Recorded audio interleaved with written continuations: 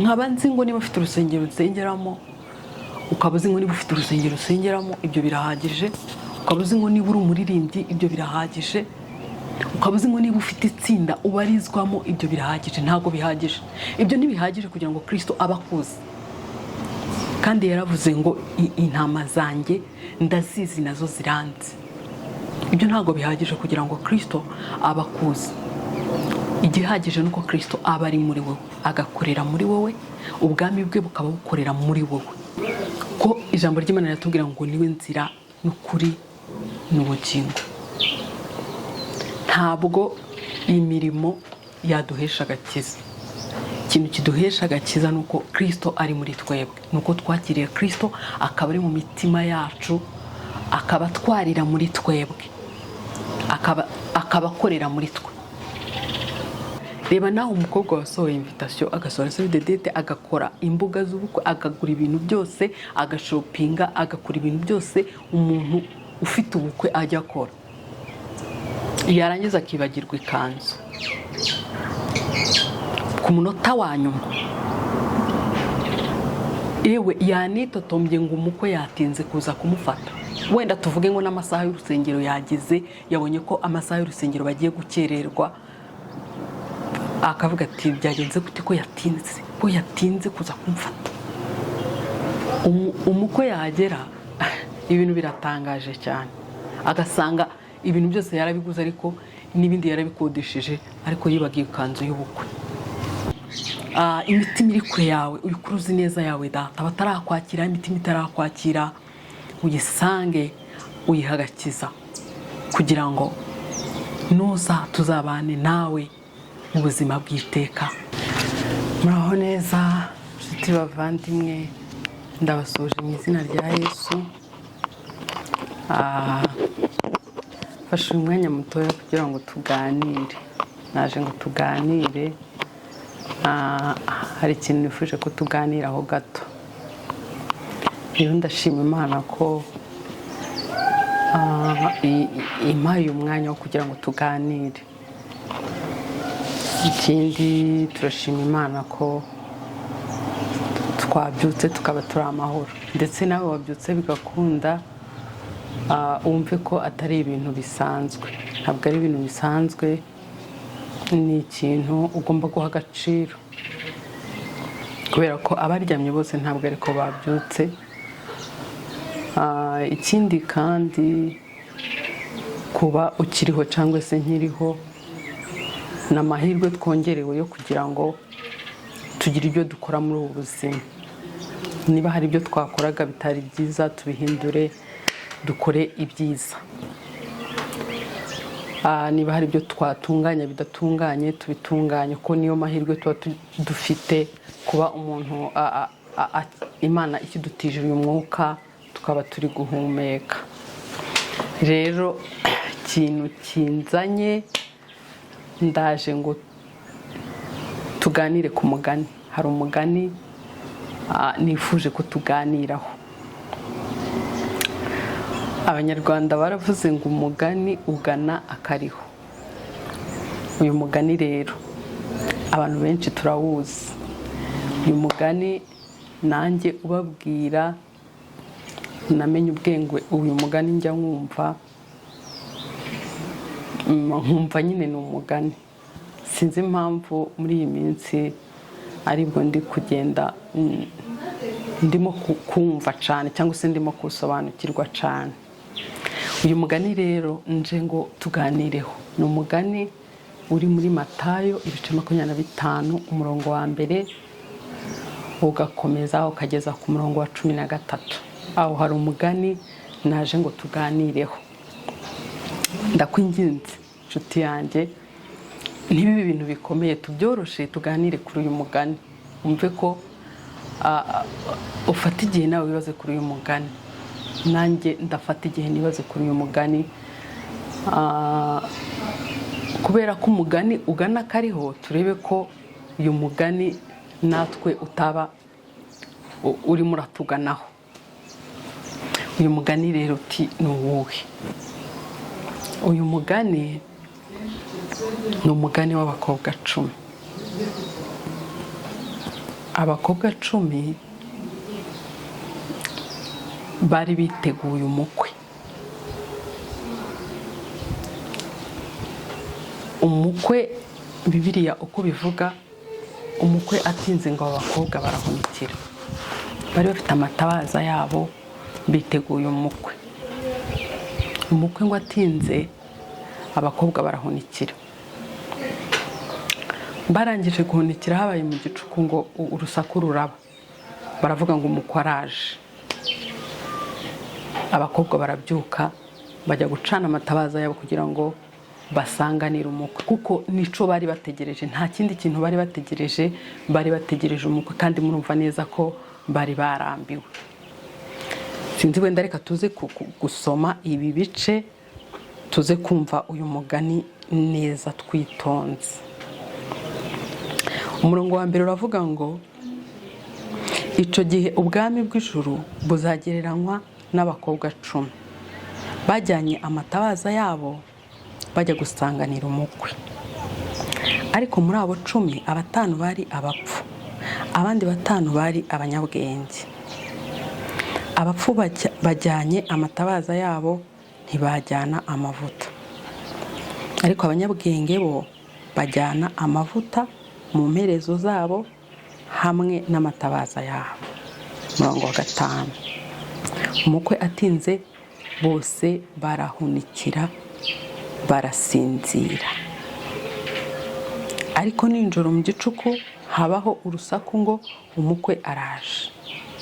Nimusohoke mumusanganire. Maze babakobwa bose barahaguruka baboneza amatabaza yabo. Reka tube tugarukiye ku murongo wa 7.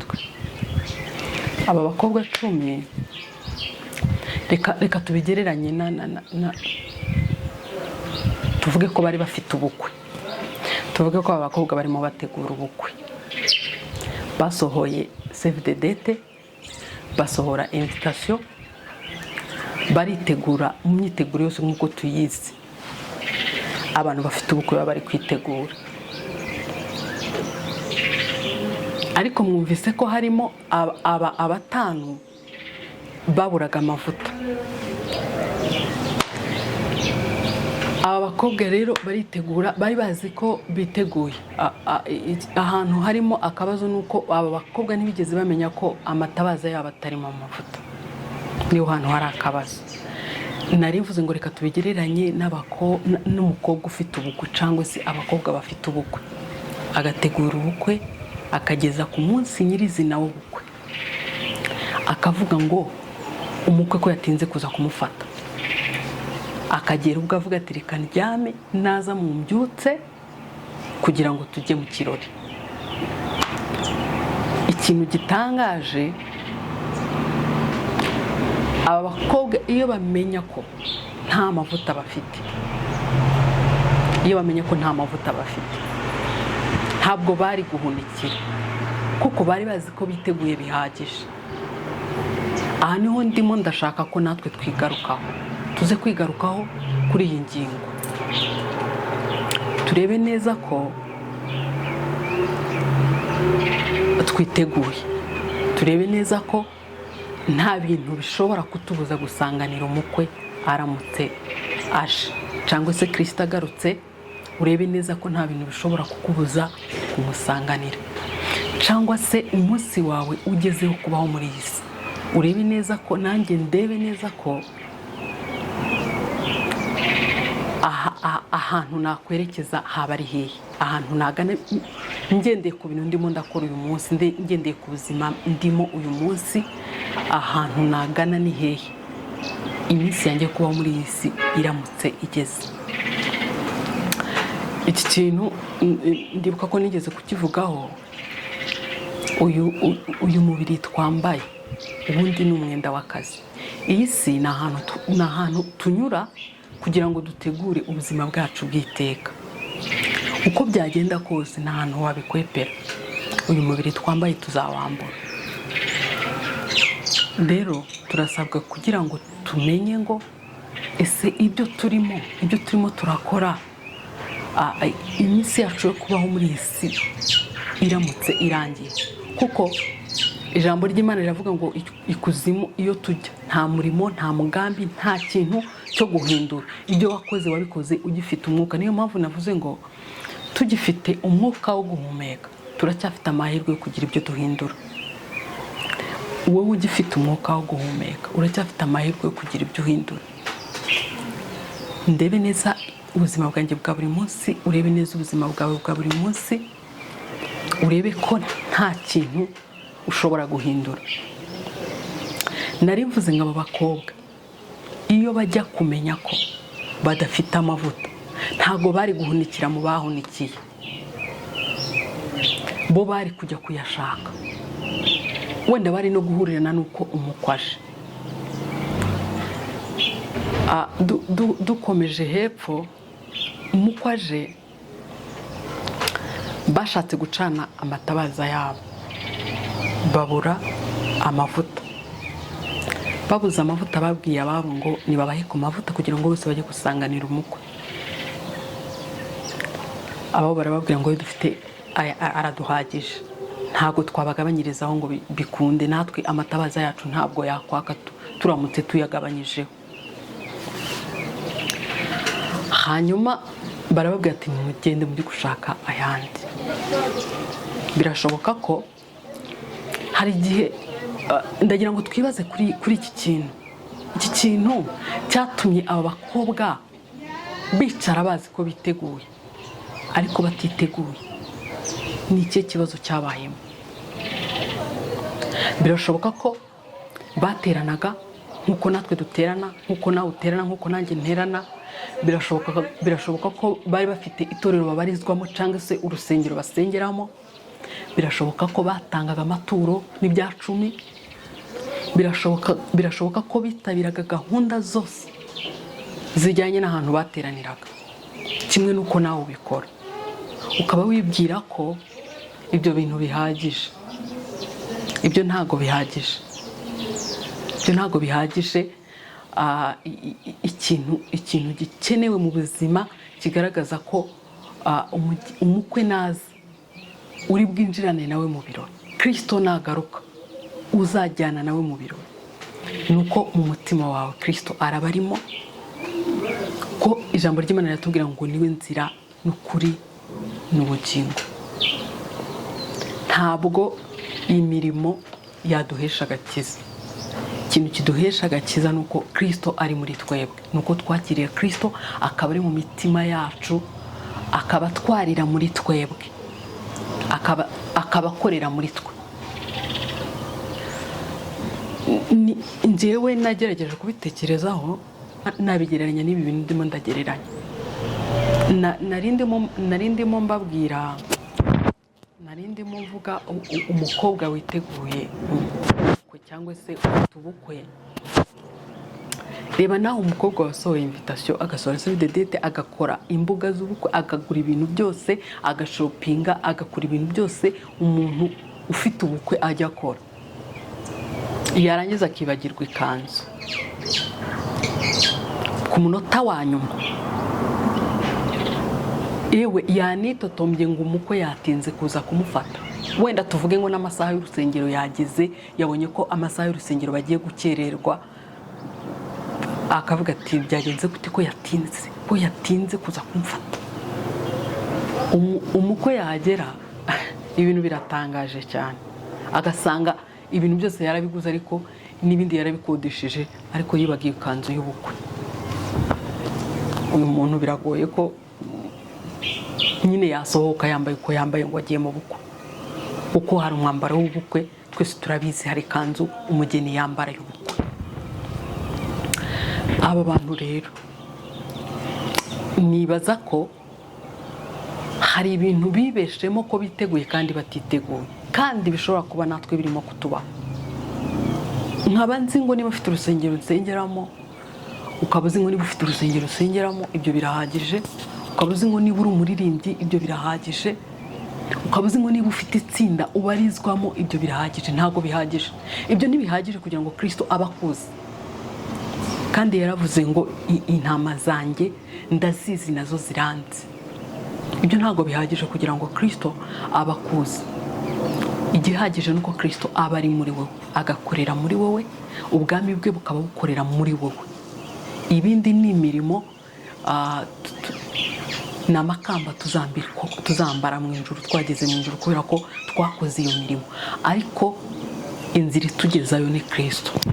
Bene data rero, uyu mugani nawuzanye kugira ngo tuwuganireho, niturangiza twongere twisuzume, dutekereze, dufate igihe dutekereze, tureke kubigira ibintu bikomeye ngo yaje kutubwiriza, ngo yaje oya. Tugerageze twitekerezeho. Aho wenda ndimo ndavugana n'abantu b'abakristo, abantu twakijijwe, duterana, yego twitwa ko turi abakristo, dufite naho dusengerana. Abantu ngira ngo nibo ndimo ndaganira nabo, nibo nifuje kutuganira nabo. Ugerageze utekereze, nanjye ntekereze, ndebe neza niba ahantu mpagaze ubuzima bwanjye bwa buri munsi Kristo aburimo. Ndebe neza niba umutima wanjye, nawe urebe neza niba umutima wawe Kristo awurimo. Aha rero reka mvugane n'abantu batarakira Kristo. Bene data, iyi si tuyirimo turi abantu barimo gutambuka, ni ukuri pe. Nababwiye ngo nta hantu wabikwepera, kandi nawe urabizi ko nta hantu wabikwepera, uko byagenda kose nta hantu wabikwepera. Uyu mubiri ni umwambaro twambaye tuzambura, isaha yawe nigera uzawukuramo. Uko byagenda kose, aho uzaba ugeze hose uzawukuramo. Iyi si rero ni ahantu duca kugira ngo dutegure ubuzima bwacu bw'iteka. Ubuzima bwacu bw'iteka, hari ubuzima, ubugingo bw'iteka bwo kubana na Kristo, hari urupfu rw'iteka. Ntiwambwira ngo nta kintu uri gutegura. Uko byagenda kose, niba utari gutegura kubana na Kristo by'iteka, ufite ibindi urimo urategura binyuranye n'ibyo. Rero nari mvuganye n'abantu batarakira Kristo. Wakire Kristo atwarire muri wowe, akubere umwami w'ubuzima bwawe, kugira ngo tuzabane nawe ubuzima bw'iteka. Reka dusenge Imana ikomeze iganirize imitima yacu kuri iri jambo, cyangwa se kuri iyi ngingo tuganiriyeho. Tubwire Imana ngo ikomeze ituganirize, iduhe kubyumva cyane, kandi iduhe n'imbaraga zo kubishyira mu bikorwa. Murakoze cyane, Imana ibahe umugisha. Uwiteka Mana yacu, tuguhaye icubahiro, tugushimiye kuri Imana y'ibihe, tugushimiye kuri Imana y'imbaraga, tugushimiye kuri Imana ishobora byose. Wakoze kubana natwe uyu mwanya twari imbere yawe. Mana rero turakwinginze kugira ngo ukomeze uganirize imitima yacu, ugere mu mitima y'ubwoko bwawe, uyiganirize. Ijwi ryawe rigere mu mitima yacu, utuganirize, udushoboze Mana yacu guhora tukwiteguye, udushoboze gutera intambwe, udushoboze kwambara imbaraga. Ukomeze kugendana natwe muri ibi bihe, abatarakumenya ubagereho. Imitima iri kure yawe uyikuruzi neza yawe Data, abatarakwakira, imitima itarakwakira uyisange, uyiha agakiza, kugira ngo nuza tuzabane nawe mu buzima bw'iteka, tutababara, tudapfusha, duhora mu munezero n'ibyishimo, duhora turirimba, duhora tukuramya. Urakoze kuko ugiye gukomeza kubana n'ubwoko bwawe, ugiye gukomeza kuganiriza imitima yacu, kugira ngo imitima yacu irusheho kukumva, irusheho kugendana nawe, irusheho kukubaha no kukubahisha mu buzima bwacu bwa buri munsi. Urakoze kuri Imana iri kumwe natwe, kandi urakoze kuko utwumvise, mu izina ryawe Yesu, amen.